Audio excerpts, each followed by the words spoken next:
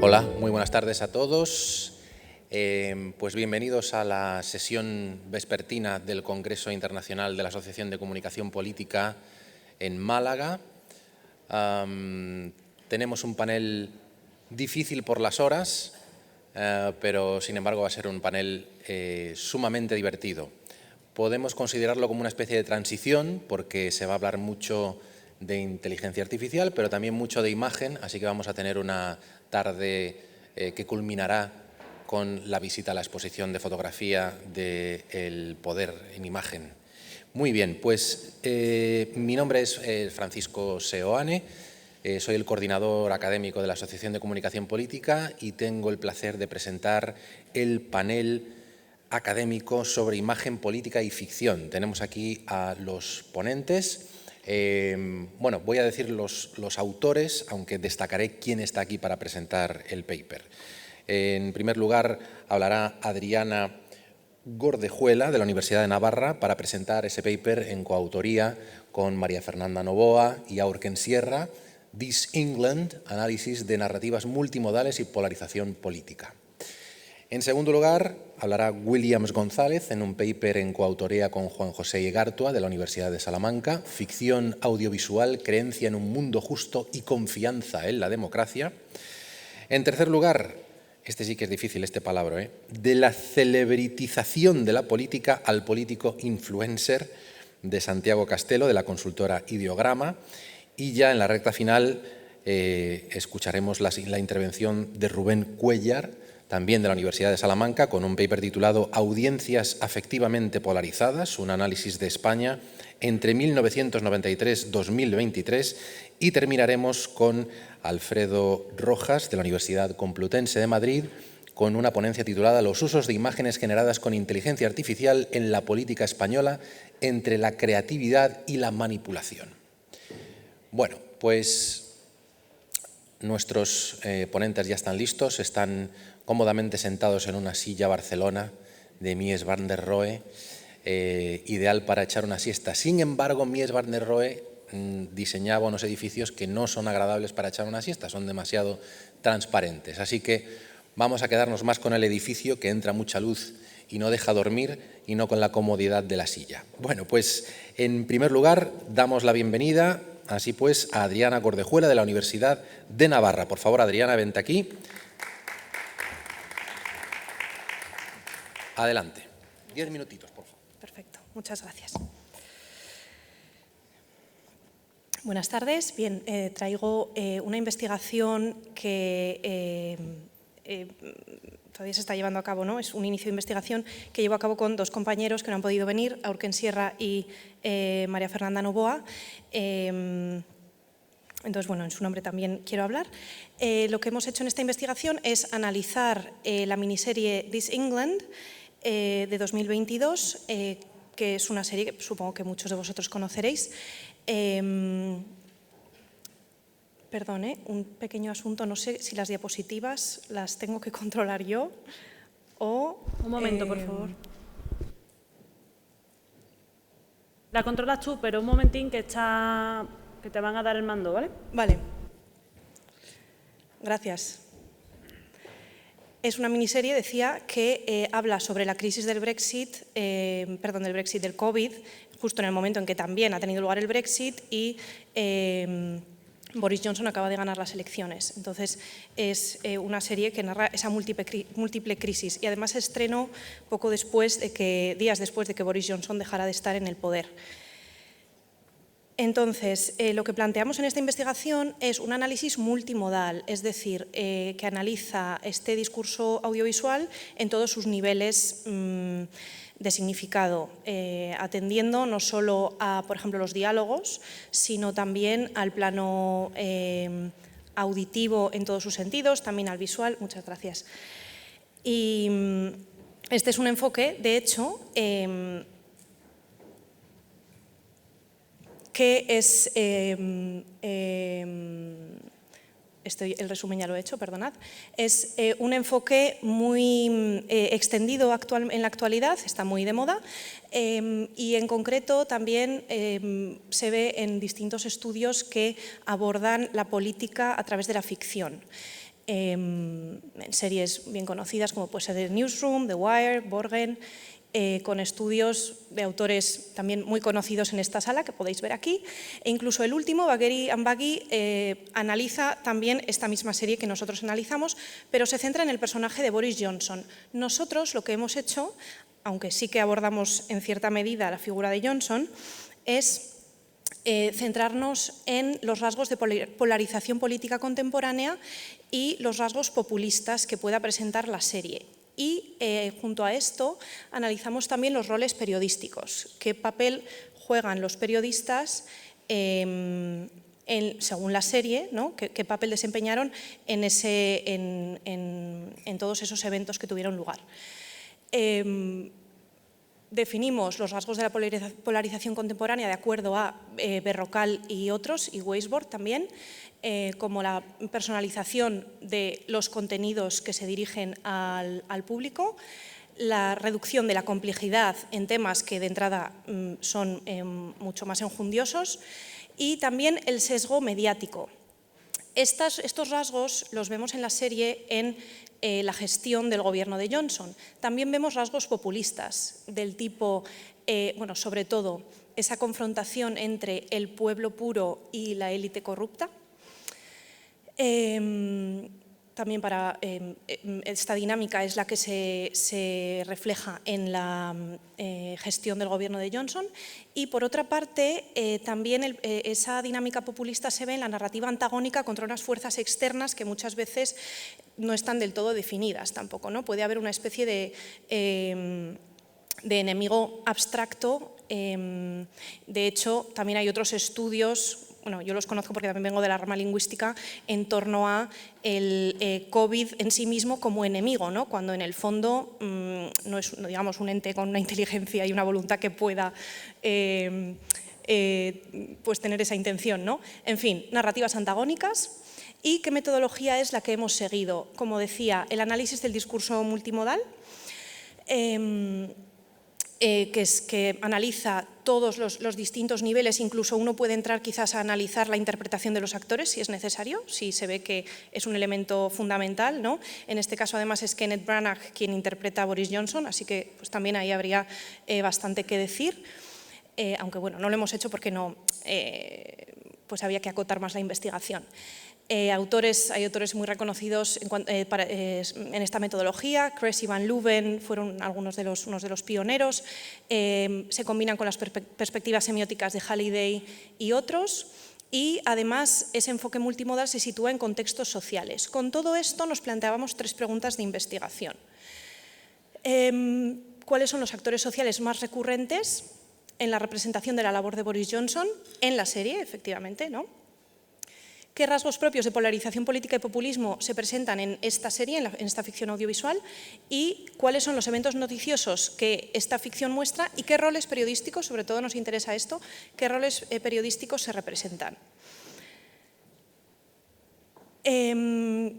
Traigo aquí este cuadro simplemente por señalar que de todos los roles periodísticos que se han ido describiendo en la literatura académica a lo largo de pues, varias décadas, hemos identificado estos 2 últimos como presentes en esta serie. El rol de los periodistas durante esa multicrisis del gobierno de Johnson, según se representa en esta miniserie, son los roles de altavoz de la ciudadanía e instructor de la audiencia. Estos 2 son los que hemos identificado. Y en cuanto ya para cerrar la metodología, la miniserie consta de 6 episodios y hemos seleccionado simplemente una serie de escenas en las que pues, se puede ver, ¿no? El discurso inicial sobre el Brexit, declaraciones a la prensa del propio Boris Johnson, la presentación de cifras reales y cifras oficiales ya durante la pandemia, etc. Es decir, una serie de discursos, declaraciones e interacciones con la prensa son el tipo de escenas que hemos elegido. ¿Y cuáles son los resultados a los que hemos llegado? Por una parte, vemos que son los propios medios de comunicación los que aportan la visión, diríamos, real, ¿no? Los que nos dan verdaderamente, nos narran efectivamente qué es lo que ocurrió, y esto en un doble nivel. Además, esto es interesante porque la serie se inicia con imágenes de archivo del propio Boris Johnson, del gobierno de Boris Johnson, muchas imágenes de archivo de las noticias del Reino Unido y algunos pues, también recortes de prensa, ¿no? Primeras planas.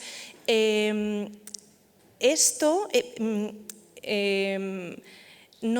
quiero decir, se inicia así, uno puede pensar que está viendo un documental y acto seguido pasamos a la ficción, pero sin que haya ningún tipo de anuncio. No se avisa, no hay ningún tipo de transición, nada que nos dé a entender que, bueno, lo que hemos visto es material de archivo y ahora pasamos a la ficción, lo cual se puede interpretar de muchas maneras también, ¿no? Y luego, entonces, estaría ese primer nivel de material periodístico real, que se incluye no solo al principio de la serie, sino después a lo largo de la narrativa, y además ese sería el nivel extradiegético, y también en un nivel intradiegético vemos también que en la propia serie son los periodistas los que constantemente pelean porque la verdad salga a la luz, inician una investigación pues del propio primer ministro y de su gobierno, ¿no? De la gestión que están llevando, cómo están gestionando la crisis del COVID, etc. Entonces estaría ese doble nivel, podríamos decir, de defensa del periodismo, ¿no? Y de situarlo como referente. Otro de los resultados es que esos hechos que presentan los medios de comunicación, ya digo, tanto en lo intradiegético como en lo extradiegético, destacan los errores en la estrategia del gobierno para enfrentar esa gran crisis del COVID, a la que se uniría después, bueno, ya estaban sumidos en el Brexit y se uniría después el Partygate. Y finalmente se aprecia en muchas de las escenas, de hecho es digamos una constante, ese tinte populista, que simplifica, una gestión que simplifica problemas complejos, un Boris Johnson que rehúye, no es muy claro con la prensa, ¿no? Que no da mucho la cara, que después sí que procura pues, visitar hospitales, atender a la gente que ha sufrido inundaciones, pero después no lo vemos realmente tomando medidas serias, ¿no? Vemos mucho de su vida personal, eso sí, en fin. Bueno, y un poco escenas relacionadas con esto. Conclusiones, vemos que tres conclusiones que estaban relacionadas, ¿no? Cada una da respuesta a cada una de las preguntas de investigación planteadas al principio. Los actores sociales, aparte de los líderes nacionales, los actores sociales que se destacan son los trabajadores del Servicio Nacional de Salud y otros funcionarios, además de los asesores del gobierno, el público en sí mismo y, por supuesto, medios de comunicación y periodistas muy destacados, como ya he dicho. Ya he señalado también esos rasgos de populismo, que se destacan sobre todo en esa dinámica emocional, la ira, la lucha, la ira y el resentimiento que provoca en los periodistas y también en el pueblo la gestión del gobierno. Y finalmente está la referencia a hechos reales a través de noticias en los medios, muchas veces noticias reales, y que vienen a subrayar ese papel de los periodistas como altavoces de la ciudadanía e instructores de la audiencia. Y eso sería todo. He procurado ceñirme a los 10 minutos. Gracias.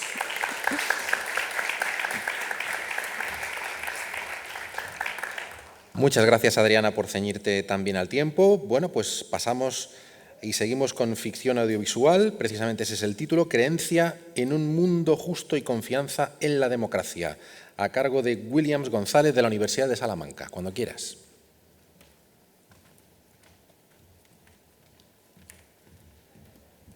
Hola a todos, buenas tardes. Mi nombre es Williams González, soy de El Salvador. Sé que podría parecer interesante la comunicación política que se vive en mi país, pero esta presentación no es sobre esto. Esta presentación es sobre, precisamente, ficción audiovisual, creencia en un mundo justo y confianza en la democracia y la relación que tienen estas variables. Un segundo. Perdón. Ahí está. Ok, entonces partamos del punto en el que la televisión en sus diferentes maneras sigue siendo a esta fecha, a este año, el canal dominante de consumo mediático. Es decir, todos seguimos consumiendo televisión, no solo en el aparato tradicional donde se hacía antes, sino también en los distintos medios. Y en las redes sociales los contenidos televisivos han migrado. Y lo que ocurre con esos contenidos televisivos que han sido estudiados bajo la perspectiva de la teoría de cultivo, que nos dice que la exposición repetitiva a estos patrones va cultivando estas imágenes en la audiencia, y estas imágenes hacen referencia a la sociedad y genera ideas respecto a la sociedad en los consumidores, o en la audiencia en ese caso.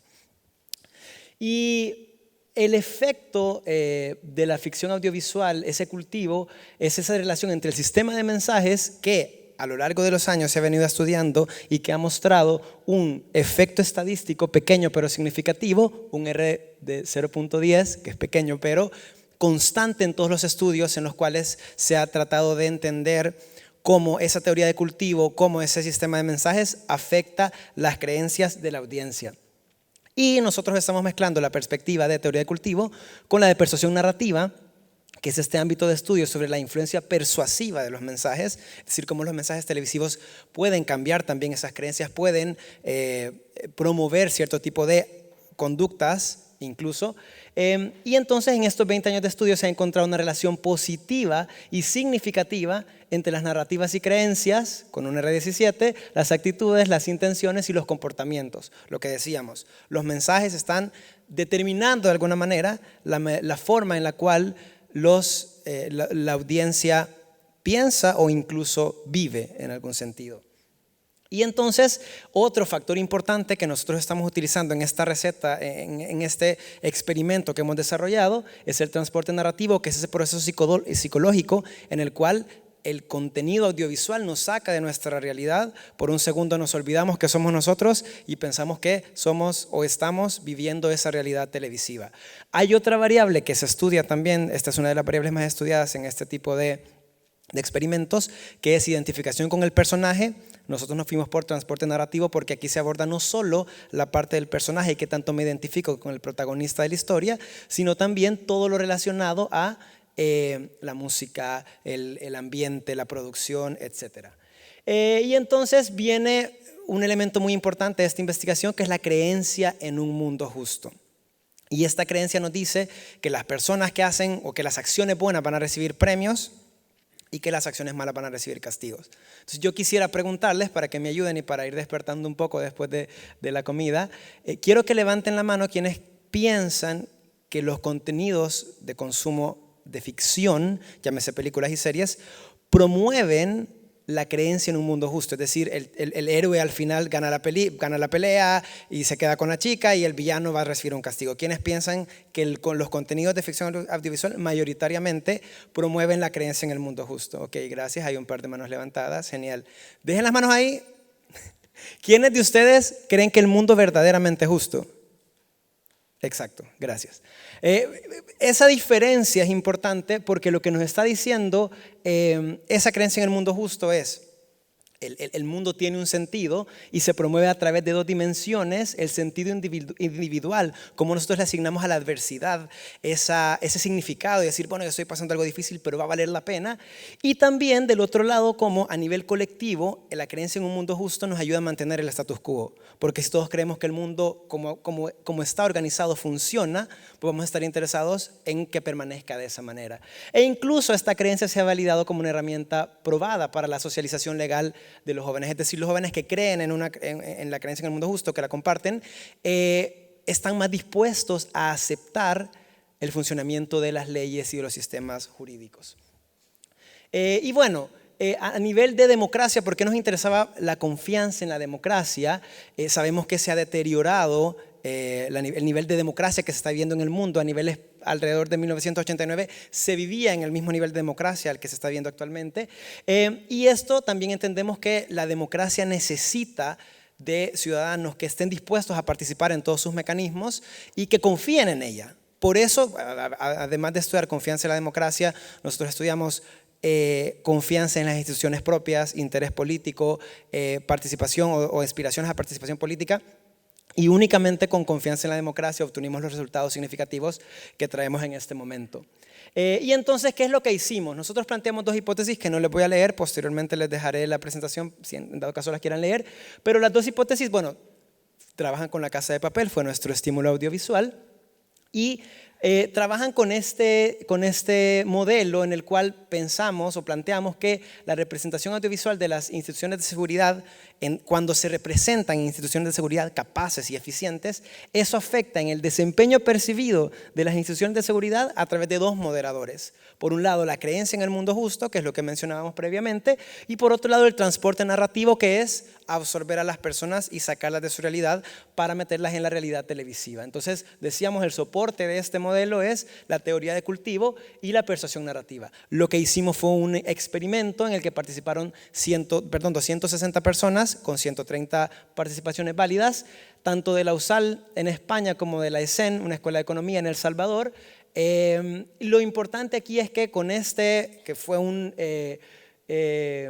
formulario virtual, los jóvenes participantes accedieron a 2 secuencias diferentes de la Casa de Papel, que podemos hablar un poco aquí sobre ellas, cada una de alrededor de 8 minutos de duración, en la cual por un lado se mostraba a los policías y a los cuerpos de seguridad diciendo: estamos ganando la batalla contra los asaltantes, y la otra secuencia, los asaltantes obviamente estaban sobrepasando a las fuerzas de seguridad. Entonces había una notable diferencia en la efectividad de los cuerpos de seguridad en ambas secuencias. Los participantes completaron un formulario en Qualtrics y luego se tomaron las medidas de percepción del mensaje, transporte narrativo, desempeño percibido de las instituciones de seguridad y confianza en la democracia. Y bueno, aquí lo importante, partiendo de los análisis preliminares, es que el consumo de contenidos difería respecto a la población con edades bastante similares entre El Salvador y España, única y exclusivamente en el consumo de radio. El resto de consumo se mantiene similar, y la idea con esto es tratar de que la muestra fuera relativamente homogénea, y estamos pensando que la globalización ha hecho que el sistema de mensajes esté unificado. Y aquí valga la pena decirlo, utilizamos la Casa de Papel por un lado para que fuera un contenido llamativo para los participantes, pero por otro lado porque tanto en El Salvador como en España es una de las series más vistas de Netflix. Entonces ha tenido el mismo nivel de efectividad. Bueno, realizamos el chequeo de manipulación experimental para saber que efectivamente había una diferencia entre quienes habían sido expuestos a una de las narraciones o uno de los contenidos audiovisuales y al otro de los contenidos. Y lo que ocurre es que solo uno de los 2 chequeos de manipulación experimental revelaron esa eficacia de la manipulación. Hay uno que no nos funcionó y que puede hacer referencia, y ya vamos a regresar a esto, bueno, mejor lo vemos ahorita, que nos lleva a pensar que sí existe un efecto indirecto significativo entre la representación que mencionábamos y la confianza en la democracia a través de la creencia en el mundo justo. El resto de variables que estamos utilizando, habrá que seguir estudiando, no nos dieron los resultados que estamos esperando. Y entonces, ¿cómo se explica esto? Eso se explica de diferentes maneras. Hay un punto en particular muy importante, y es que la Casa de Papel presenta una narrativa en la cual los cuerpos de seguridad son muy ineficientes. Entonces, a pesar de la manipulación que nosotros hacemos, digamos que el contenido audiovisual no se presta del todo, y eso está relacionado a cómo la respuesta a la pregunta aproximadamente, ¿cuántas temporadas de la Casa de Papel has visto?, correlaciona marginalmente con el primer ítem de verificación. Es decir, a medida que las personas habían visto más contenido de la Casa de Papel, pensaban que la policía era menos eficiente. Ese sería el caso. Y ya para llegar a las conclusiones, es cierto, lo que hemos encontrado es que el transporte narrativo no actúa como mediador relevante, pero sí lo hace la creencia en el mundo justo. Y esto, no significa que hay que abandonar el transporte narrativo como una gran variable de explicación, como un gran moderador, sino que hay que seguirlo estudiando. Por el otro lado, se confirma que la creencia en el mundo justo actúa como un mediador significativo, y eso, lo que decíamos, se ha probado como esta creencia que los buenos reciben premios y que los malos reciben castigos es una gran herramienta de homogeneización de la manera en la que pensamos, y es coherente con la idea de que los individuos con percepciones de una realidad justa buscarán lo que decíamos, mantener el status quo, ya sea democrático o idealmente democrático, y que se adaptan mejor a una vida bajo esas reglas democráticas. Y a nivel de las limitaciones, es cierto que este estudio hay mucho que corregir, especialmente porque el completar un experimento de manera online, remota, individual, está sujeto a distracciones y a un montón de factores. Lo que decíamos, teníamos una muestra de 260, de las cuales solo 130 reunían las condiciones de duración que nosotros le exigíamos a los participantes. Entonces, ahí hay mucho que seguir estudiando. Y también cuidar la extensión de la manipulación de los estímulos, porque 8 minutos, dada el tipo de consumo audiovisual que todos hacemos regularmente, puede parecer mucho tiempo. Entonces, bueno, esto abre líneas de investigación futuras, que sería seguir probando este tipo de modelos con otras variables. Lo que decíamos, la identificación con el personaje es uno de esos grandes sospechosos que podría tener mucho que ver en ese tipo de modelos, y tenemos que vincular o seguir vinculando ese tipo de investigaciones con la teoría de cultivo, una teoría de larga trayectoria, y con la persuasión narrativa como este ámbito de estudio. Así que si ustedes quieren saber más de esta investigación, pueden descargar el paper que fue publicado en la revista Communication and Society de la Universidad de Navarra, en el QR code de la izquierda, y en el QR code de la derecha podrán encontrar la presentación, si al caso quieren leer alguno de los textos que sobrevolamos para cumplir con el tiempo de esta ponencia. Así que esa ha sido mi presentación. Muchas gracias.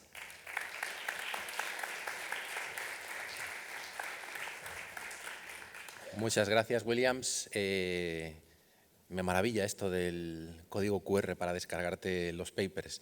Muy bien, pues pasamos entonces a la tercera ponencia a cargo de Santiago Castelo, de la consultora Ideograma, titulada "De la celebritización de la política al político influencer". Santiago, cuando quieras.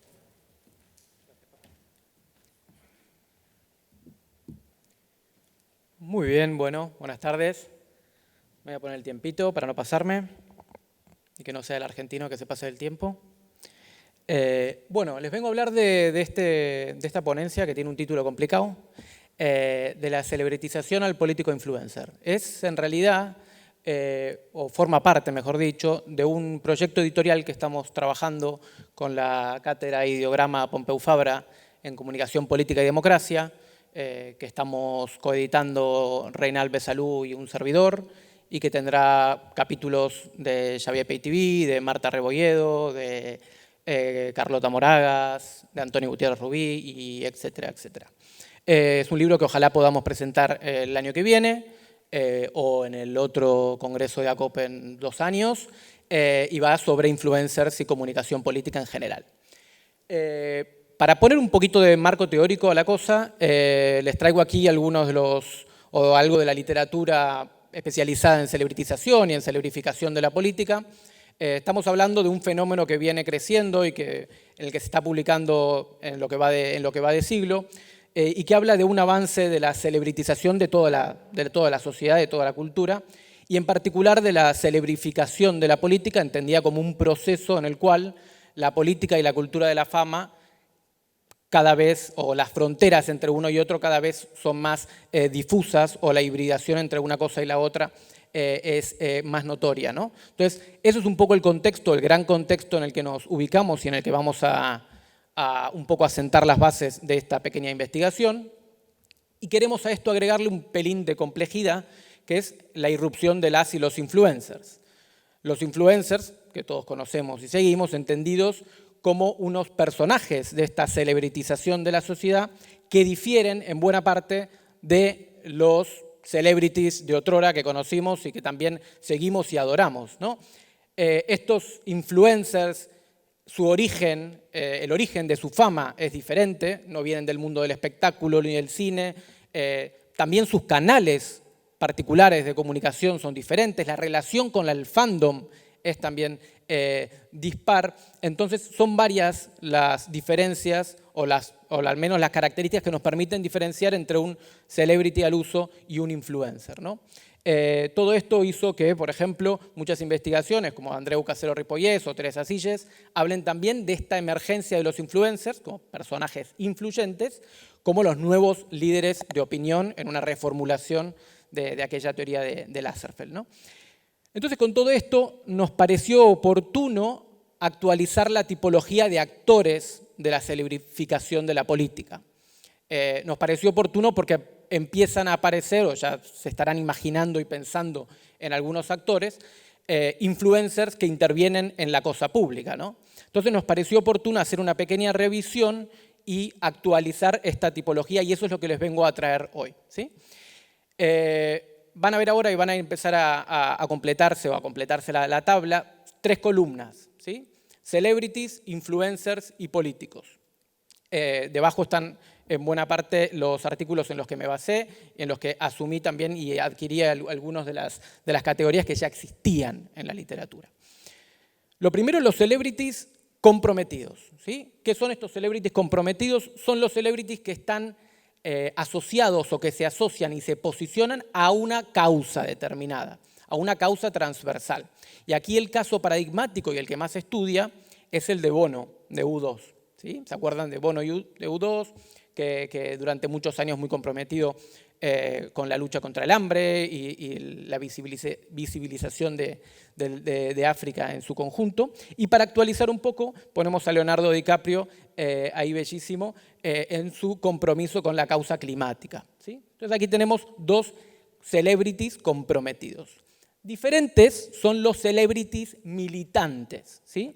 Ahora estos celebrities militantes ya no se comprometen con una causa transversal que pueden defender diferentes ideologías o diferentes posturas políticas, sino que se comprometen o hacen un endorsement, como se dice en el mundo anglosajón, a una candidatura, a un partido, a una ideología. ¿Sí? Por eso también la literatura habla de los celebrity endorsers, ¿no? Aquí, bueno, hay que poner a la Grant Taylor, que es la novedad en esto de los endorsements de las celebridades en la campaña norteamericana, pero también quise poner a Scarlett Johansson, a Mark Ruffalo, curiosamente o casualmente también los 3 demostraron su apoyo al Partido Demócrata, ¿no? Entonces aquí completamos y ven la diferencia entre los celebrities que están comprometidos con una causa y los que hacen un endorsement a alguna candidatura, política o ideología. Y ahora pasamos a la columna de las y los influencers, ¿sí? Vamos a dividirlos también entre los comprometidos y los militantes. Los primeros, ¿sí? Los comprometidos, de vuelta, son aquellos que se comprometen con una causa transversal. Y acá ponemos 2 ejemplos de vuelta. Voy a hablar primero del que más desconocido y después el otro que es de mi tierra, ¿no? Acá la gran Chiara Ferragni, y no la pongo aquí por la polémica reciente y su separación con Fedez, que nos preocupa, sino por su compromiso durante la pandemia para hacer campañas sociales y para hacer recaudación para diferentes hospitales en Italia, ¿no? Entonces aquí un caso de una influencer, de la gran influencer o la influencer por excelencia, comprometida con una causa como la pandemia. Y el otro caso, Santiago Maratea, es un argentino que se hizo muy conocido en los últimos años por lo mismo, por lanzar campañas sociales en Instagram, ¿sí? Y quise poner a Santiago Maratea, aunque sabía que quizás era poco conocido en la audiencia, porque me da lugar a el nuevo tipo o al siguiente tipo, que es el de los influencers militantes. Lo digo porque Santiago Maratea, en la última campaña argentina, sí que hizo un posicionamiento explícito a favor de Milei. Entonces estos influencers militantes, así como lo eran los celebrities militantes, se posicionan a favor, hacen un endorsement de una ideología, un partido, una candidatura. Aquí me gusta poner también, no sé si está Iago en la sala, pero me gusta poner también, y aquí adentro creo que entran los fachatubers que él bien describe y sobre lo que está investigando actualmente. Y este caso concreto, que es Luisito Comunica, que es un youtuber mexicano ultra mega famoso, que hizo, y acá el compañero salvadoreño lo conocerá el caso, una campaña publicitaria, bueno, un poco velada, en uno de sus videos visitando la cárcel de máxima extrema seguridadísima en El Salvador, ¿no? Entonces aquí un caso de celebrity que coquetea, hace un endorsement velado a la política. Y finalmente, para terminar este caso o esta columna de los influencers, quería poner aquí también, y para citar al jefe también que tocaba, poner estos influencers de noticia que fueron también, vale la redundancia, noticia en el último tiempo, porque están cambiando en buena parte la cobertura de la información, o al menos cambiaron la cobertura de la información en la última convención demócrata, que fue la primera que invitó y registró a 200 creadores de contenidos, ¿no? Entonces aquí, influencers de noticias también lo ponemos dentro de los influencers militantes. Y pasamos ahora rápidamente, y perdón que estoy hablando ahí un poco rápido, pero pasamos a la columna de los políticos, las políticas. Lo primero son los ex-celebrities, los que vienen del mundo de la fama, ¿sí? Son los usualmente conocidos como outsiders, ¿sí? Los que vienen del mundo del espectáculo, los que vienen del mundo del deporte. Acá ponemos a Zelensky, de quien hablamos a la mañana, a Ronald Reagan, a Trump, que está muy naranja ahí. Entonces tenemos acá a los que vienen del mundo de la fama, los que vienen del mundo del espectáculo. Esos son quizás los más conocidos de esta columna. Luego empiezan a aparecer los ex-influencers, que esto quizás es lo más novedoso. Y aquí el caso es Alvise, ¿no? El que quizás tenemos todos en la cabeza. Que esto empiezan a aparecer influencers, o mejor dicho, políticos que vienen del mundo influencer y que vienen con ese pequeño atajo, ¿no? De la notoriedad, de la favorabilidad, que también lo tenían los políticos ex-celebrities, pero en este caso quizás más concentrado en jóvenes, en redes sociales y demás. Decíamos Alvise, y este es el otro caso que salió en la última elección europea, Fidias, y un apellido larguísimo y dificilísimo, un chipriota que también era youtuber y fue la tercera fuerza más votada en Chipre. Políticos, celebrities, que ya no son los que vienen del mundo de la fama, sino los que adoptan tácticas, estéticas, formas de la cultura de la fama, ¿sí? Entonces son los políticos celebrificados, ¿sí? Los que asumen prácticas, costumbres de la cultura de la fama. Acá uno de los máximos ejemplos, y quería poner esta pequeña diferencia porque tenemos aquí a Bill Clinton tocando el saxo en el Late Night Show de Brian Eno en los 90, y después tenemos a Milei dando un show, pero un show tocando música en un teatro a explotar, ¿no? Entonces aquí dos políticos que copian, emulan prácticas de la cultura de la fama. Muy cerca de ello, los políticos influencers, lo que hacen lo mismo, pero con el mundo de los influencers, ¿sí? Entonces aquí lo que hacen es copiar tácticas, técnicas del mundo de las y los influencers. Aquí los estudios, que ya hay algunos estudios sobre el tema, recogen, por ejemplo, el caso que es interesantísimo, ese artículo de Isabel Díaz Ayuso, y yo quería poner a la que me parece que es la gran referente como político influencer, que es Alexandria Ocasio-Cortez.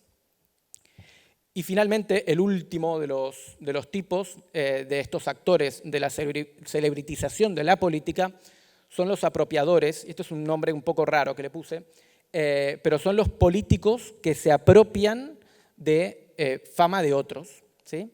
Esto muchas veces se ve como la utilización sin permiso de música, por ejemplo, en los shows de Donald Trump o en los shows de Milei, utilizando música de un grupo de rock que no comulga con sus ideas. Entonces, estos son los políticos que se apropian. Y la última novedad son los fake endorsement. Esos endorsement, como el que hizo Donald Trump, que no son reales y que en realidad, y después vimos semanas después que Taylor Swift hizo el endorsement a Kamala Harris. Pero esto es como la gran novedad, los fake endorsement, apropiarse de una celebridad e inventarte un endorsement que no existe. Esa es la tipología, aquí el cuadrito final con todos los diferentes tipos. Y para ir cerrando, yo quería hacer como una pequeña reflexión, o mejor dicho, abrir un poco la reflexión y compartir con vosotros y vosotras las visiones quizás un pelín más pesimistas y las que son más optimistas. Aquí en pantalla las pesimistas, las que hablan de, evidentemente, una política de la personalidad extrema, y las optimistas, las que dicen que quizás una participación de estos influencers o de los celebrities en la cosa pública nos ayudaría a sensibilizarnos con algunos temas o a recuperar la confianza o a combatir la desafección política. Entonces, los optimistas, que estos son un poco los argumentos que apuntan. Yo soy quizás en esto un pelín galego, y digo quizás, y digo que mejor pensar que la celebritización es un síntoma de la transformación de la política y que hay que empezar a entender y a jugar en ello, ¿no? Ante la falta o al déficit de atención que veíamos también hoy por la mañana, antes los políticos asumían estrategias de las celebrities, hoy empiezan a asumir estrategias de lo que funciona, que son las y los influencers. Entonces, esto era un poco el recorrido que quería presentarles. Quería también aprovechar para hacer un poco de publicidad y que estén atentos el año que viene al libro de la cátedra sobre influencers y con Paul. Y nada, y agradecerles muchísimo la atención.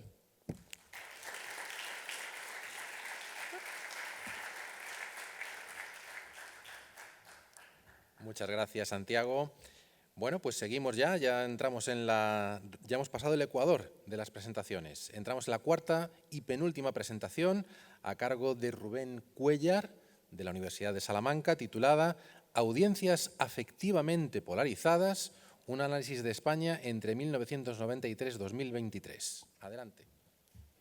Muy bien. Vale. Bien. Voy a empezar diciendo 3 cosas. La primera, un agradecimiento a Francis y a los compañeros porque el nivel es muy alto, así que les agradezco las ponencias.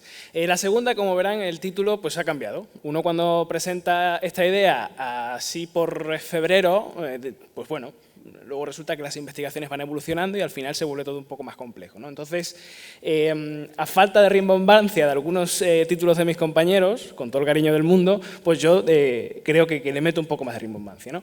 Y la tercera cosa que me gustaría decir, y ya con esto introduzco el tema, es que voy a empezar hablando de la conclusión. Y es que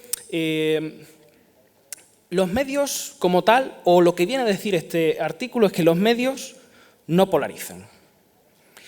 Lo que realmente va a decir este artículo es que, dado el sistema mediático español, el comportamiento de las audiencias o algunas dinámicas del comportamiento de las audiencias les van a polarizar más afectivamente. Y quédese con esa palabra porque es lo que define, es la etiqueta que define la polarización más importante a día de hoy. No la ideológica, no cuánta diferencia hay entre qué posicionamiento tenemos alrededor de la redistribución de la riqueza, del alquiler, no. Es una cuestión de afectos y de identidades, ¿vale? Por eso me voy a permitir describir como marco teórico los 4 conceptos claves. Algunos lo han visto en el título, ¿no? Dieta mediática y polarización afectiva en un sistema mediático pluralista polarizado, ¿no? Y le añado ecología mediática de alta capacidad. ¿Por qué hablamos de dieta mediática? Habitualmente en los marcos teóricos de la exposición selectiva, es decir, estas personas, estos individuos que realmente somos todos, que tendemos a informarnos de medios de comunicación que, bueno, pues subrayan o son coherentes con nuestras predisposiciones y orientaciones políticas previas, ¿no? Pero claro, en un contexto de ecología mediática de alta capacidad de elección, que es decir, son sistemas mediáticos desarrollados, donde ya no tenemos 2 canales con rombos, sino que tenemos la 1, la 2, la 3, la 4, la 5, tenemos El País, El Mundo, el ABC, pero también tenemos el diario.es, OK Diario y cualquier tipo de tabloide, ¿no? Es decir, ha habido un cambio en nuestro sistema mediático, a la par que los sistemas mediáticos de las democracias contemporáneas, hacia una mayor capacidad de elección del usuario. También para desconectarse, porque las opciones de entretenimiento son mucho más mayores, ¿vale? Lo de sistema mediático pluralista polarizado, me estoy dando cuenta que voy de abajo a arriba, pero bueno, se refiere a cómo los académicos han clasificado el sistema mediático español. Y una de estas características es que nuestro sistema mediático expresa habitualmente, sobre todo las grandes cabeceras, cuáles son las tendencias políticas que hay en la liza política, vale la redundancia, ¿no? Todo el mundo sabe, o vamos a asumir, y la literatura lo avala, que hay una serie de periódicos y medios que están más próximos ideológicamente a una tendencia ideológica o incluso a un partido, y hay otros medios que lo hacen en otra dirección, ¿no? Y luego está la variable dependiente de este estudio, la polarización afectiva. ¿Y cuál es la diferencia? Primero, la palabra polarización se la hemos robado a los físicos, los politólogos y sociólogos hace ya muchos años. Pero tenemos que agradecer a la psicología social que nos preste la base teórica de la polarización afectiva, porque esto va de identidades. Hay una serie de estudios de los años 70 en Estados Unidos, muy prolíficos siempre los estadounidenses con estudios de psicología social, que nos vienen a decir que aquellos individuos que se identifican con un determinado grupo, con una determinada etiqueta, con una determinada identidad, y están en contextos de competición, y quédense también con esa parte de competición, sencillamente tienden a querer más al grupo con el que se identifican y a rechazar más al adversario. Esta es la base teórica. Claro, por tanto, si lo aplicamos a la política contemporánea, lo que estamos viendo, y ayer Eduardo Madina lo explicaba muy bien a su manera, pero él decía, no, es que el Partido Popular, o los votantes del Partido Popular, o los votantes del Partido Socialista, pues no se diferencian tanto en posiciones políticas, ¿no? Parece ser que tiene que ver más por cómo se percibe. Digo, claro, Eduardo, si es que la cosa es que la polarización es afectiva, no es ideológica. Eso significa que yo, por el mero hecho de, por ejemplo, identificarme como votante del PP o tener una preferencia elevada por Feijóo como presidente, ya voy a tener mejor predisposición a relacionarme con aquellos de mi mismo grupo, aquellos que simpaticen con el Partido Popular, y por tanto voy a tener una predisposición nata, por el mero hecho de la identidad, de rechazar las relaciones con los que se perciben como ajenos, ¿no? En este caso, pues el Partido Socialista o todo lo que hay a la izquierda, o partidos que representen a las nacionalidades periféricas. Dicho esto, llego a esta conclusión preguntándome primero si hay una dimensión afectiva del consumo informativo. Y para muestra un botón. Esta es una serie de gráficos, van a estar en desorden, pero es un trabajo previo que precisamente pregunta, oye, ¿hay una dimensión afectiva del consumo informativo? Y bueno, pues si yo selecciono a las audiencias, a los lectores del país, resulta que desde el año 93 la tendencia más o menos es la misma. Los líderes de los partidos de izquierda, de centroizquierda y de izquierda, tienen mucho mayor afecto que los de la derecha. De hecho, los de la derecha en general presentan rechazo y los de la extrema derecha ni os cuento. ¿Qué pasa si vamos al periódico El Mundo, ¿no? Digamos, es la contra. Al margen del año 93, que tiene su explicación, la tendencia es similar pero a la inversa. Los líderes del Partido Popular o los líderes centristas, UPyD y Ciudadanos, tienen más afecto por parte de estos lectores que el afecto que le producen los líderes de izquierda o de centroizquierda, que generan mucho más rechazo. Y me he dado cuenta que no he explicado bien en la escala. El termómetro de sentimientos es la variable básica para definir afectos y rechazos. 10 significaría mucho afecto, mucha cercanía, mucha adhesión, y 0 significaría un máximo rechazo, ¿vale? ¿Qué pasa si hablamos de oyentes de la SER y de la COPE? Pues tenemos una relación muy similar. También porque periódicos y radios en España en general representan muy fuertemente las tendencias políticas del país tradicionalmente comparado con las televisiones. Pero ¿qué pasa si le preguntamos a las televisiones? Aquí ya no hay quien entienda nada. Parece que varía un poco. Y eso que no he puesto Telecinco, porque ahí no sabe lo que hay. Pero visto este escenario, digo, bueno, si hay una dimensión afectiva, vamos a asumirla, luego ya les diré cómo se llamaba el anterior trabajo, vamos a hablar un poco en clave mediática. En clave de dieta mediática, ¿no? Antes de eso, me gustaría pasarme sobre cómo es la polarización afectiva en España. Bueno, la literatura que tenemos es extremadamente reciente, porque ha aterrizado hace poco en Europa, y en el caso particular español, bien, una primera sugerencia es que proviene de, primero, una polarización de las élites políticas, especialmente con un incremento de la agresividad retórica y la deslegitimación democrática del adversario. Esto es una sugerencia, todavía no hay prueba empírica, pero lo que sí tenemos prueba empírica es que la base de la polarización afectiva en España son dos tipos de identidades. La ideológica, yo soy de izquierda, yo soy de derecha, yo soy progre, yo soy conservador, o yo soy independentista o no soy independentista, ¿no? La identidad nacional también forma parte de la polarización afectiva. Y luego una de las cosas que tiene es muy común en el resto de democracias, es que está orientada a los líderes. ¿Y por qué los líderes? Porque los líderes son la concentración de todo lo bueno o todo lo malo, de todo lo bueno que tiene el proyecto o las ideas o lo que yo defiendo o mi identidad, o de todo lo malo que tiene el otro, ¿no? Pensad, por ejemplo, en lo que representan Pedro Sánchez o Alberto Núñez Feijóo, Santiago Abascal y Yolanda Díaz, ¿no? Son la concurrencia de esa identidad, ¿vale? Resulta que siempre estamos metidos en todas las cuestiones de la ciencia política y de la política, pues que la comunicación política y las dinámicas de la comunicación política contemporánea pues tienen mucho que decir. Es una de las líneas principales de investigación, por varias razones. La primera es, se han investigado si los cambios de los sistemas mediáticos tienen algo que ver. La segunda es, las campañas electorales se han vuelto más negativas y más agresivas, mucho más negativismo. Los patrones de consumo han cambiado, ecologías mediáticas de más capacidad de elección, ciudadanos que pueden informarse solo de aquellas ideas que quieran, al mismo tiempo que hay ciudadanos que deciden, yo de política, nada. Hay gente que no consume nada de política y a lo mejor hace 30 años eso no podía, porque había 2 canales. Hace 30 años, no, hace 40 o 50. La proliferación de medios partidistas, sobre todo en el ámbito digital, no hay mucho más que decir, tenemos ejemplos muy rápido. Y bueno, toda la dinámica que tiene que ver con los prosumers, ¿no? Consumidores y productores en Internet y los medios sociales. Esta preocupación de la comunicación política como responsable de la polarización afectiva resulta que coincide también con esa revitalización de las teorías de la exposición selectiva. Y cuando la conectamos con esta idea de polarizar afectivamente, lo que podemos decir es que la exposición selectiva a medios partidistas conduce a querer más a nuestro líder político, a nuestro grupo social, o un grupo nacional, o grupo étnico, pensar en otros países más allá de España, y a rechazar a los otros, ¿no? Dicho esto, nuestro país es un buen caso de estudio por 3 razones. Aquí no las tengo, no sé a dónde haber puesto la diapositiva, pero por 3 razones. La primera, España es una de las democracias más afectivamente polarizadas. En todos los rankings, bueno, no está el primero ni el segundo, pero sí está entre los 5 primeros puestos, lo cual, bueno. Lo segundo es que nuestra ecología mediática pues, está plenamente desarrollada. Tenemos una gran capacidad de elección. No hay problemas de censura tampoco, ni, bueno, casi todo el mundo puede acceder a Netflix y al mismo tiempo puede pagar un paywall, más o menos. Y por último, nuestro sistema mediático es pluralista polarizado. La historia de nuestro país, a la vez que evoluciona el sistema político, ha hecho que nuestro sistema mediático pues, represente muy fuertemente ese lo que llamamos paralelismo político, ¿no? Ese alto grado de las líneas políticas van igual que las líneas editoriales mediáticas.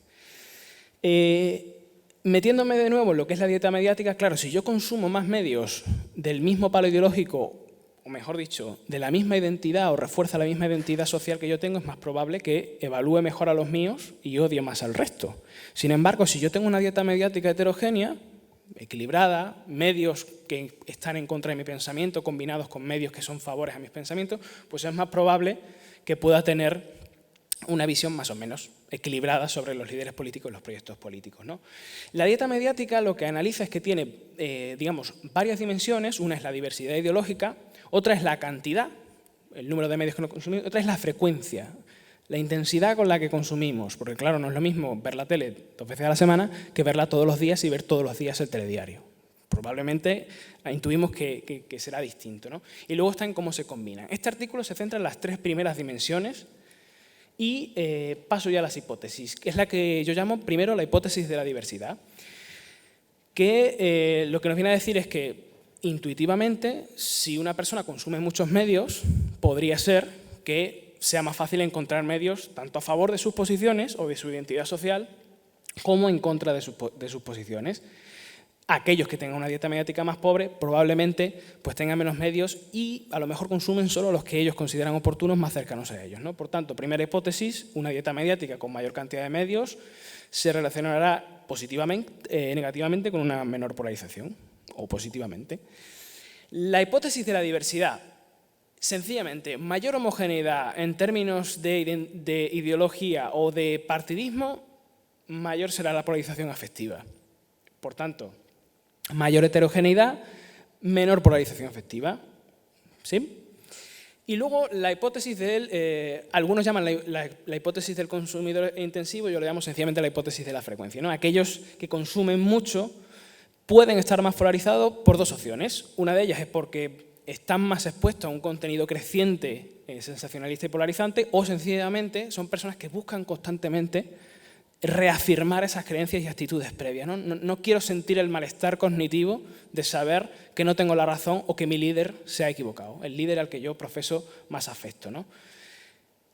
Por tanto, ¿cómo diseñamos esta encuesta, este artículo? Se trata de un artículo que se enfoca en los efectos de los medios de comunicación a través de encuestas. Utilizamos encuestas para estos años del proyecto CNP. Evidentemente ha habido muchas más elecciones, pero el proyecto solo ha hecho oleadas en el 93, 2004, 2011 y 2015 y 2023, que no son cualquier elección. O sea, si empezamos a hacer un poco de memoria del contexto, podemos pensar que son importantes. La construcción de variables parte de 3 preguntas. Una es cuál es el periódico, la emisora y el canal de televisión que usted prefiere más para informarse. En segundo lugar, la frecuencia de consumo de televisión, radio y prensa, tanto en formato digital como en formato tradicional. Se excluyen las redes sociales y eso va a ser una limitación, luego alguien lo puede criticar perfectamente. Y el termómetro de sentimientos, con el cual vamos a construir el índice de polarización efectiva a nivel individual. Cuánto efectivamente estamos polarizados como individuos. Y luego, como control, el sexo, la edad y la educación, de actitudes del interés en la política, porque sin interés en la política no hay consumo informativo. Eso ya está bien asentado en la ciencia política. Pero en algunos estudios parece que polariza, actúa como mediador, y en otros estudios parece que no. Por eso yo también rescato el interés en la campaña, porque es un elemento particular de la política en sentido competitivo. Y por último, las orientaciones políticas previas. La cercanía a partidos políticos como representación de la identidad. Si yo me siento más cercano, es más probable que esté polarizado. Tengo que controlar este efecto que pueda distorsionar las variables que a mí me interesan, ¿no? Que son las mediáticas. Vale. Dicho lo cual, cuando tengo estas variables, organizo 5 modelos de regresión, que no he traído las tablas, pero sí he traído los gráficos para que veamos longitudinalmente el efecto. Y lo primero que les traigo es solo las variables de interés. Luego vamos a ver qué papel tienen las variables de control. Pero solo las variables de interés, lo primero que quiero que atiendan es en el año 93, el factor más importante no es ni la diversidad ni la cantidad. Se trata de la frecuencia. Y además hay una dirección inversa a la esperada. Porque aquellos que consumen televisión intensamente están más afectivamente polarizados. Y aquellos que consumen prensa están menos polarizados. No sé si se aprecia en la pantalla, pero los efectos significativos están un poquito más en negrita, ¿vale? Por eso solo me voy a centrar en esos. Si vamos al año 94, resulta que las frecuencias en general no importan, el número tampoco, pero el factor que importa es la diversidad de la dieta mediática. Es decir, cuanto más homogénea es la dieta mediática, más polarizados efectivamente estamos con respecto a los líderes políticos. Cuando pasamos a 2011, vuelve otra vez la frecuencia de televisión a ser el factor más importante. Y la diversidad resulta que provoca lo contrario. Y esto es algo que no me lo esperaba, porque lo que nos dice estos datos, si seguimos la línea, es que aquellos que consumen más homogéneamente están menos polarizados en 2011. Haciendo una lectura, resulta que está asociado, porque claro, era una serie de datos que eran contraintuitivos, y resultaba que tenía que ver con los medios de izquierda. Y eso estaba asociado mucho a la visión que había con respecto al Partido Socialista. Pensad 2011, cómo se convocan esas elecciones, cuál es el resultado. Pues resulta que da lo contrario a lo esperado en la hipótesis, ¿no? En 2015,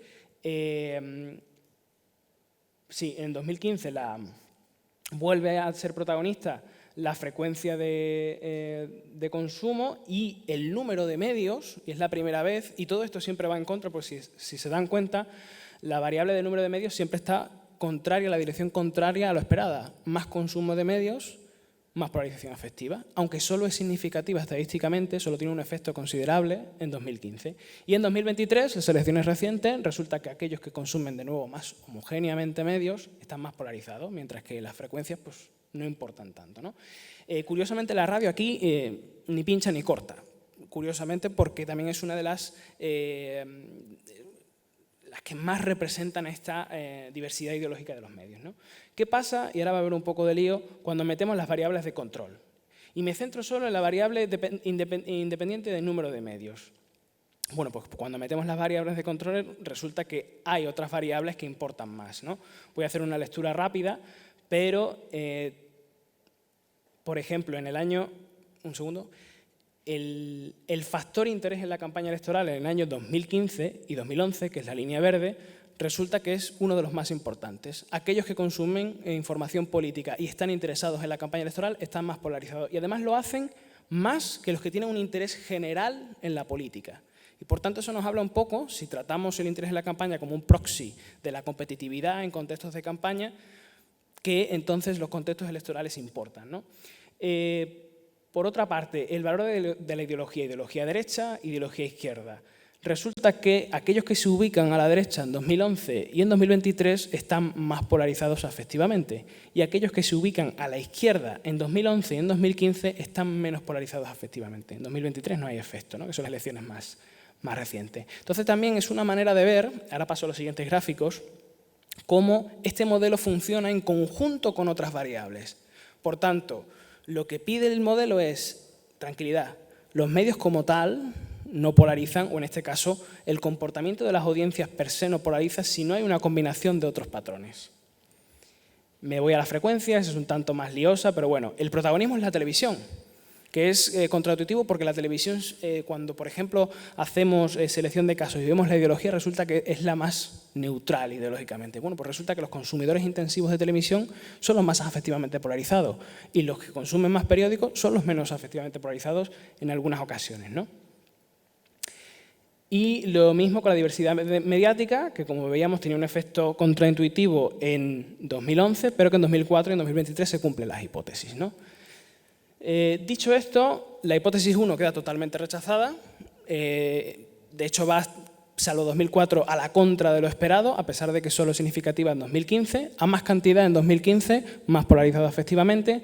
Segundo, la hipótesis de la diversidad es aceptada solo en 2004 y en 2023, con el caso extraño de 2011, aunque puede tener una explicación por el contexto. Y la hipótesis de la frecuencia se confirma parcialmente, pero a mí personalmente me parece la más interesante, ¿no? Dada bueno, el debate que ayer habría Eduardo Madina, que decía, bueno, yo creo que el problema es la televisión. Y digo, bueno, pues sí, Eduardo, yo creo que vas a tener razón. Y yo mañana voy a lanzar esto, no sé si ha venido, pero resulta que la televisión tiene algo que ver en ese sentido, ¿no? Y por último, el gran protagonismo, previsiblemente, de otras variables. Es decir, nuestro modelo partía, teóricamente, de que las predisposiciones y orientaciones políticas previas importan a la hora del consumo. Todo en su conjunto, ideología, más cercanía, más frecuencia intensa de consumo o más diversidad, hace que ese individuo esté más polarizado. Aquellos que tienen lo contrario, pues están menos afectivamente polarizados. Cierro con esto. Se puede afirmar, por tanto, que o un uso frecuente de la televisión, o una mayor cantidad de medios, o una dieta mediática homogénea, e importante el "o", explican una parte de la polarización afectiva a nivel individual en determinados contextos electorales. Primera pregunta para futuras investigaciones. ¿Por qué en unas elecciones importan más unos factores y en otras elecciones importan más otros? Lo dejo ahí, ¿no? Estos resultados hay que analizarlos, si habéis visto el tamaño de los efectos, en la teoría de efectos limitados. Es decir, los medios tienen algo que ver, o el consumo informativo tiene algo que ver, pero no son los responsables de todos los males de la polarización. De hecho, insisto en la conferencia de ayer, que esto ya lo decía Borja Semper, no Eduardo Madina, que hay una corresponsabilidad de todos. Pues sí, efectivamente, si tomamos normativamente este artículo, podríamos hablar de que hay una corresponsabilidad de varios actores en lo que se refiere a los climas de polarización afectiva. Y por último, también cabe interpretarse desde la propuesta teórica de la dieta mediática, del consumidor intensivo y del uso homofílico de los medios de comunicación. Es decir, consumimos información política de manera que refuercen nuestras identidades, creencias y políticas previas, ¿no? Pensarlo también en contextos de competición, que claro, estamos los unos frente al otro, hay que ganar. Y eso también va a estar detrás de la polarización afectiva. Con esto quedo a la disposición de las preguntas y si no da tiempo, pues nos vemos fuera y debatimos un rato y tomamos un café. Muchas gracias.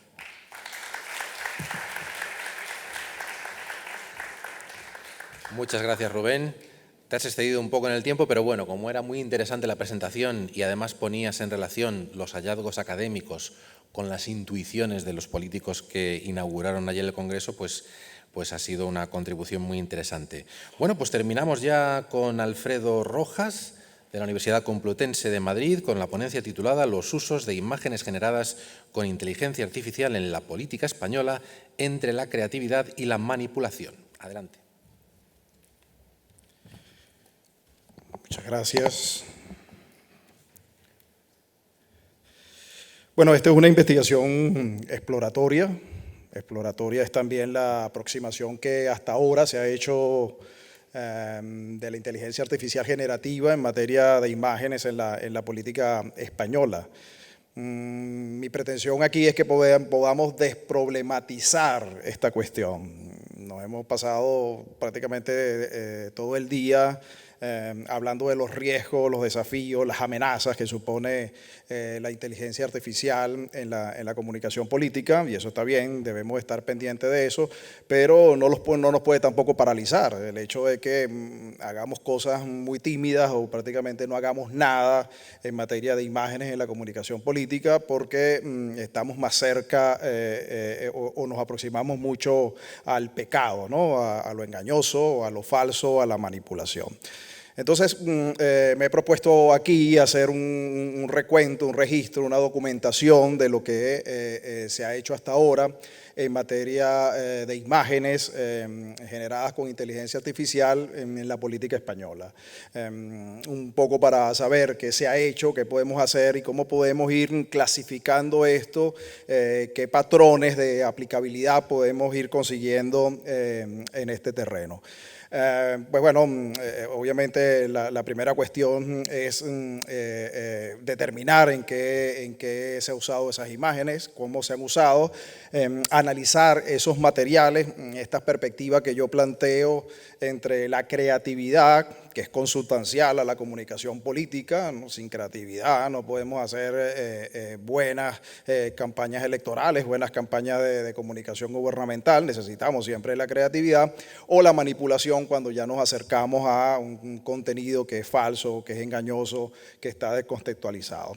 Y la idea es, como les decía, ir identificando algunos patrones de aplicabilidad allí, que también ayude al ámbito de la consultoría a quitarse un poco los temores alrededor de los usos de la inteligencia artificial para generar imágenes en las campañas electorales, sobre todo de este lado, ¿no? En España, porque pues bueno, en el lado de América Latina ya se han atrevido un poco más a hacer más cosas, ¿no?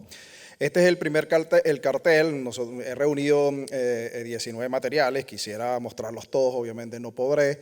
19 materiales que en una búsqueda no sistemática en los sitios, cuentas de partidos políticos durante los últimos años y también que ha reseñado la prensa española respecto de esto. Este es un cartel de Ciudadanos que no le resultó mucho, como ustedes saben, pero bueno, lo pusieron, inclusive lo presentaron en una rueda de prensa como la primera imagen, que esto no es del todo cierto, la primera imagen de inteligencia artificial utilizada en una campaña electoral en España. No sé qué piensan ustedes, si es prohibitivo hacer algo como esto. Yo pienso que no, yo pienso que ahí hay una idea, yo pienso que ahí hay un posicionamiento político. Se ha utilizado inteligencia artificial, sí, se recrea, se ficciona una Cataluña independiente y un Sánchez haciendo una visita de Estado también, ¿no? Pero es un cartel que podría utilizarse tranquilamente en una campaña electoral, siempre que lleve su etiqueta, su advertencia de que se está haciendo. Pero ahí hay una idea, hay un posicionamiento político, no se está haciendo algo, digamos, que necesariamente no tenga ningún fundamento, ningún contenido, nada informativo. Luego está este video de Jumper Cat. Bueno, no tengo tiempo de mostrar el video, de rodarlo. Si ahorro tiempo y al final puedo, pues lo haré. Este sí es un video en el que si no hubiesen puesto a Sánchez al principio, a un Sánchez ficcionado, diciendo un par de cosas, la voz sí es muy fiel, pero bueno, la imagen no ayuda demasiado. A simple vista se ve que, pues bueno, que no es real, pero no aporta nada en ese spot realmente, ¿no? Igual quizás ustedes lo buscan y lo miran después, o si da tiempo lo vemos aquí, pero no aporta absolutamente nada. Es decir, el spot hubiese sido el mismo y hubiese transmitido la misma idea de la candidata y del partido sin haber puesto a Sánchez al inicio, ¿no? Esta parte irreal, bueno, diciendo un par de cosas que no ha dicho, por supuesto, sobre la deuda que mantiene el gobierno de España con Cataluña, ¿no? Entonces aquí pues bueno, además de rudimentario, es un uso más por la novedad, vamos a incluir algo y demás, ¿no? Comuns también hizo un video de inteligencia artificial que, bueno, trataba precisamente sobre la propia inteligencia artificial y cómo serían las ciudades del futuro, contrastando con imágenes, bueno, apocalípticas y demás, ¿no? No lo muestro aquí. Y luego sí hubo que, ustedes debieron haber visto esto, la serie esta de videos de Sumar de Michiplátano. Yo todavía estoy tratando de entenderlos, qué fue lo que quisieron hacer con esos 3 videos, ¿no? Teóricamente captar voto joven, pero bueno, no tenía mucho sentido. Este es el primer campo de usos que yo he encontrado en las campañas electorales. Uno segundo, que es los usos de los medios de comunicación, no en los medios de comunicación, sino de los medios de comunicación. Esta es una portada que todos recordamos del 4 de abril del año pasado del Mundo, que utilizó una imagen de inteligencia artificial, probablemente la imagen que más se esperaba en ese momento. Claro, aquí habría que ir más allá de la imagen, porque ustedes ven que el enmarcamiento, ¿no? el peligro electoral de apoyar a Díaz está fuera de la imagen. Y con este trabajo se quiso hacer un llamado de atención sobre los riesgos de los usos de inteligencia artificial en la comunicación política, pero ya se ve que es una imagen muy realista, muy bien encuadrada, los gestos, los movimientos, etcétera, ¿no? Esto tiene todo un análisis de encuadres visuales que me encantaría explicárselo detalladamente, pero bueno, prefiero que veamos un poco las imágenes y podamos plantear nuestra conclusión, ¿no? En este mismo ámbito de los medios, de los sitios web, de las cuentas, está esta imagen, por cierto, es de este mismo colectivo, United Now. Ellos, pues bueno, se mueven en el ámbito de la sátira, del humor político, y hacen muchas cosas que, bueno, están allí, no se utilizan mucho, no se mencionan mucho. Habría que verlo que tanto en las aplicaciones de conversación. Pero bueno, muestra como una idea, ¿no? A nadie le quedaría duda aquí que evidentemente ellos esta serie que la titularon, digamos, bueno, pusieron a todos los líderes políticos como unos gladiadores que se suben al ring, pues querían hacer ver, ¿no? La crispación, la confrontación, la política española de la que tanto se habla, ¿no? Producen muy buenas cosas, está Iberiasom también en este campo. Por lo tanto, aquí incluimos, bueno, están los videos manipulados del intermedio, que ya lleva mucho rato haciéndolo.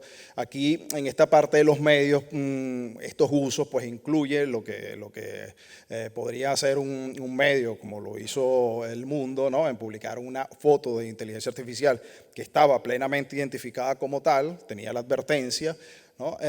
Como lo que se puede hacer en materia de sátira, ¿no? De humor político, que siempre que se advierte, siempre que tenga ese contexto, no tiene por qué resultar en un pecado. Esta también la debemos recordar. Ya aquí entramos en un tercer ámbito, el de la comunicación gubernamental. Bueno, es un uso tímido, yo no creo que aleatorio, evidentemente detrás hay una estrategia. Era un momento político en el que se trata precisamente de deshumanizar a Sánchez, al gobierno, de presentarlo como insensible y demás. Pues bueno, una foto así viene muy bien, ¿no? Por lo tanto, aquí hay una perspectiva estratégica en su uso. Y luego está esta que utilizó el ministro de Relaciones Exteriores israelí, en su cuenta de X, el día siguiente de las elecciones europeas, ¿no? para obviamente mofarse de la derrota que había tenido el PSOE, Sánchez y Yolanda Díaz, y bueno, recreó esta imagen que está cerca de la ilustración, no es una imagen hiperrealista, pero bueno, para que veamos que en un ámbito como este, el diplomático, ¿no? El ministro de Exteriores israelí se atrevió a acompañar su mensaje con una imagen de este tipo. Y luego tenemos las imágenes ya falsas, descontextualizadas, manipuladas, que tienen esa intencionalidad. Esta la publicó el DIRCOM del PSOE, Joan Tolín, en su cuenta cuando se estaban dando las protestas en Ferraz, ¿no? Pues bueno, es cierto que la imagen tiene muchas distorsiones, no es hiperrealista, pero las expresiones de las personas, pues bueno, sugieren una percepción muy clara, ¿no? De qué es lo que se quiere señalar, cómo se quiere caracterizar o cómo se quiere estigmatizar a quienes estaban protestando en contra de la amnistía en Ferraz en ese tiempo, ¿no? No llevó una advertencia de inteligencia artificial, no sabemos si se lo olvidó o no quiso hacerlo, pero no lo hizo. Pero bueno, en las notas de comunidad, como lo publicó en X, en las notas de comunidad, los usuarios advirtieron que evidentemente era una imagen de campaña electoral. Pero bueno, es cierto que esto también se puede hacer y que esos riesgos, esos desafíos, esas amenazas en los usos de imágenes generadas con inteligencia artificial, pues bueno, los tenemos allí, ¿no? Y luego está esta del PP. Yo no estoy seguro de que se haya hecho con inteligencia artificial, sobre todo por lo mal hecha que está, ¿no? Pero bueno, la de Antolín todavía la conserva orgullosamente en su cuenta de X. El PP en este caso la borró inmediatamente, ¿no? Solamente que dejó la huella. Bueno, aquí, bueno, el mensaje, la intención, digamos, por lo menos generar confusión, de engañar, pues el día que se estaba anunciando la constitución del nuevo Ejecutivo, pues bueno, está clara, ¿no? Entonces, bueno, esto es un poco el recorrido que yo hago para llegar al siguiente análisis. Utilicé, bueno, luego de ver todos estos materiales, analizarlos en la perspectiva de los encuadres visuales. Me hubiese encantado hablar del marco teórico y todo lo demás, pero en 10 minutos no es mucho lo que se puede hacer. Pues bueno, me centré en 3 líneas de análisis, ¿no? El dominio de la tecnología, porque al final el dominio de la tecnología determina la calidad, ¿no? Y si es una imagen muy de ficción, muy de ilustración, o es una imagen que está muy cerca de la realidad o inclusive que es hiperrealista, ¿no? Esto también, por supuesto, porque esto no lo podemos dejar de mencionar en este ámbito nuestro de la comunicación política, de las campañas electorales, también depende de la disponibilidad de recursos económicos, aunque es cierto que esos riesgos, esos desafíos que uno siempre les atribuye a la inteligencia artificial vienen de la mano precisamente de la accesibilidad de las herramientas, ¿no? Y no solamente del potencial de viralización. Luego, el contenido del material propiamente dicho, y luego si éramos capaces de identificar algún objetivo, alguna estrategia detrás, ¿no? Implicada en esa imagen, ¿no? Entonces, bueno, al final yo me planteo este esquema de trabajo en el que nos podemos mover inicialmente en esto y siento que es exploratorio, que es una primera aproximación, que hay que seguir, digamos, recopilando los materiales que se van produciendo y si esta tendencia que estamos, de estos tipos de usos que estamos describiendo y señalando ahora, se van a mantener en el tiempo o no, ¿no? O esto no crece más, esto se queda aquí, o pasa como ha pasado con las redes sociales, que bueno, todos los partidos, todos los candidatos están en las redes sociales, pero nadie conversa, ¿no? No hay prácticamente intercambio. Entonces, bueno, ¿cómo se mueve entre realismo y ficción? ¿Cómo se mueve entre realismo y ficción? ¿Qué tanto se parece un dibujo, una ilustración, cuando en el sentido de la ficción? ¿O qué tan hiperrealista es la imagen? ¿No? Porque ahí, cuando la imagen es hiperrealista, hay dos posibilidades, ¿no? Y ahí nos metemos en el campo del contenido del material. La posibilidad uno es que sea muy informativo. Es decir, bueno, yo transmito mi idea de forma poderosa, impactante, como podíamos decir que se hace en el cartel de Ciudadanos, ¿no? Bueno, una imagen muy realista, ¿no? Y bueno, yo transmito ahí lo que quiero transmitir, la idea que quiero transmitir, el mensaje que quiero dejar, ¿no? Pero también, entre más hiperrealistas, más posibilidades de manipulación hay, más posibilidades de desinformación hay, ¿no? Entonces, en cambio, cuando nos movemos en el ámbito de la ficción, de la ilustración, pues bueno, esto se acerca más y nos da más la idea del entretenimiento, ¿no? Es el uso clásico o los usos clásicos de la sátira o del humor político, ¿no? Y luego está, si nos movemos en un ámbito de planificación, ¿no? Bueno, hay una estrategia, hay un objetivo allí, o es más bien una eventualidad, ¿no? Y aquí encontramos que más bien la cosa ha sido eventual, ¿no? Los usos, esto tampoco es que España esté fuera de la tendencia mundial, los usos son incipientes en campañas electorales, en la comunicación política, en todas partes, ¿no? Solamente que en algunos países se ha hecho más que en otros. Pero esa es la tendencia, ¿no? Es todavía incipiente. Pero aquí se nota que estos primeros intentos, estos primeros usos que se han hecho, pues bueno, son casuales, eventuales. Vamos a ver qué tal, vamos a incluir algo de inteligencia artificial, vamos a mostrarnos, digamos, que estamos allí metidos, más que un sentido propiamente estratégico, aunque aquí, bueno, podríamos decir que en el caso de Ciudadanos y su cartel lo hizo, solamente que, bueno, no tuvieron la suerte que esperaban, el cartel no les ayudó tanto como ellos esperaban, ¿no? Entonces, bueno, como les decía, es una cuestión, digamos, un nivel todavía incipiente de estos usos, pero bueno, ahí se van describiendo unas tendencias, a pesar, insisto, de estos usos que son todavía exploratorios, más motivados por la novedad que por la eficacia, más que con una intención de alcanzar un objetivo, un fin estratégico. Pero esto, lo que es seguro, que esto va a ir cambiando el paisaje, ¿no? Comunicacional y de las campañas electorales en España. Bueno, esto era todo. Muchísimas gracias por su atención y ojalá haya logrado transmitirle la idea de ir desproblematizando un poco esto de la inteligencia artificial, que no todo es malo, hay también potencialidades. Muchas gracias.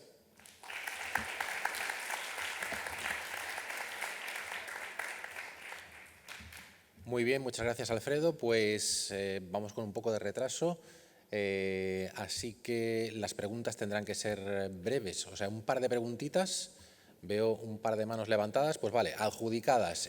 Las voy a recopilar y después serán los propios ponentes quienes se intercambien su micrófono para responderlas.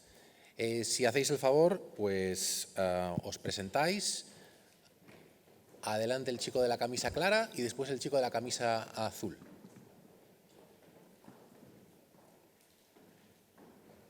Y a ver si soy capaz de poner este micro. Bien. Hola, buenas tardes. Para los dos panelistas de los paneles sobre ficción, quería saber si han analizado o lo tienen en cuenta de cara a futuros estudios el papel del lenguaje audiovisual, el propiamente audiovisual, dentro de la elaboración de estas narrativas. Por ejemplo, en el caso de la Casa de Papel, no solo esa ineficacia de los cuerpos del Estado, como has señalado, sino que he caído durante tu panel en esa diferencia de luces, que curiosamente un atraco tiene más luz que una carpa policial, ¿no? Entonces, ¿sí han tenido en cuenta esos análisis o creen que les puede ser útiles en el futuro? Muy bien, muchas gracias. Pasamos a la segunda pregunta, para que sí la puedan responder del tirón. Yo quería saber cómo se podría explicar desde un enfoque, como el que habéis planteado al principio de vuestras dos intervenciones, la teoría del cultivo o simplemente la ficción como medio de instruir a las audiencias, y que en estas ficciones recientes como de Borgen o This is England todavía no se presentan, se proyecta una visión de las instituciones democráticas como una visión legítima, ¿no?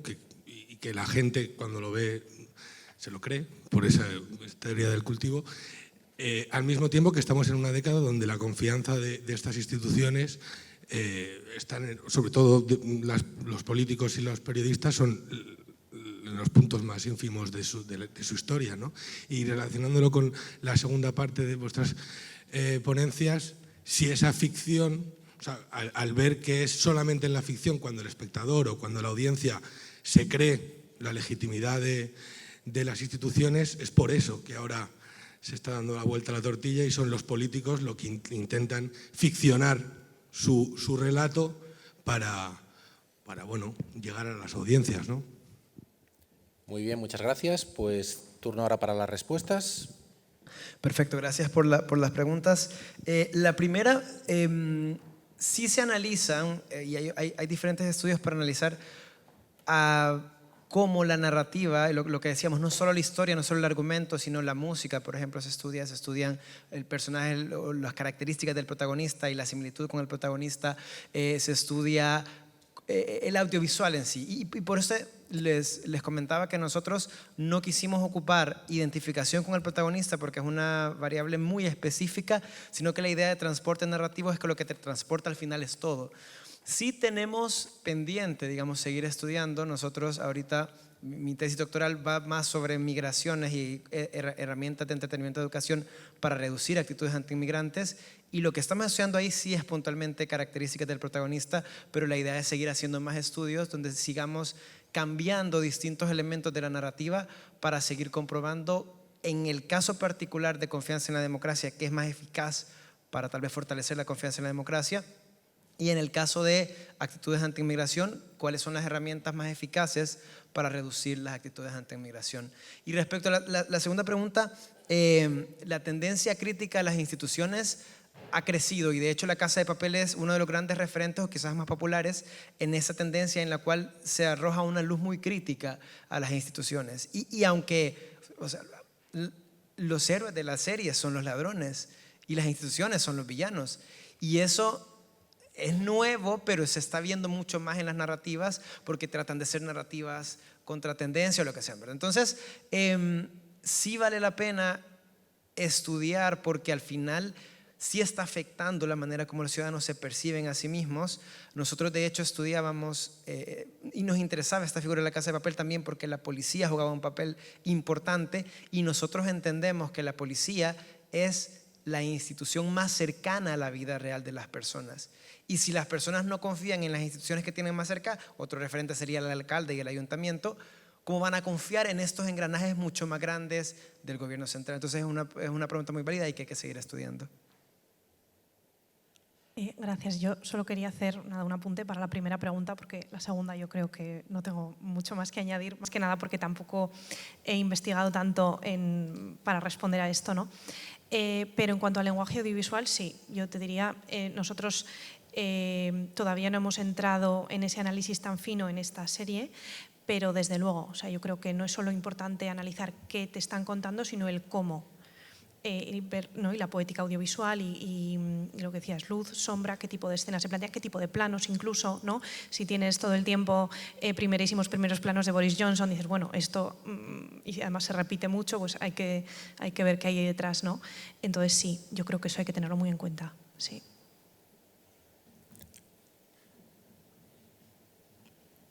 Os ruego brevedad y si no hay nada que decir, pues clausuramos. Os voy a mencionar por vuestro nombre para que después el público os dé un merecidísimo aplauso. En este panel de imagen, política y ficción han participado Adriana Gordejuela, de la Universidad de Navarra, Williams González, de la Universidad de Salamanca, Santiago Castelo, de la consultora Ideograma, Rubén Cuéllar, de la Universidad de Salamanca, y Alfredo Rojas, de la Universidad Complutense de Madrid. Un aplauso, por favor.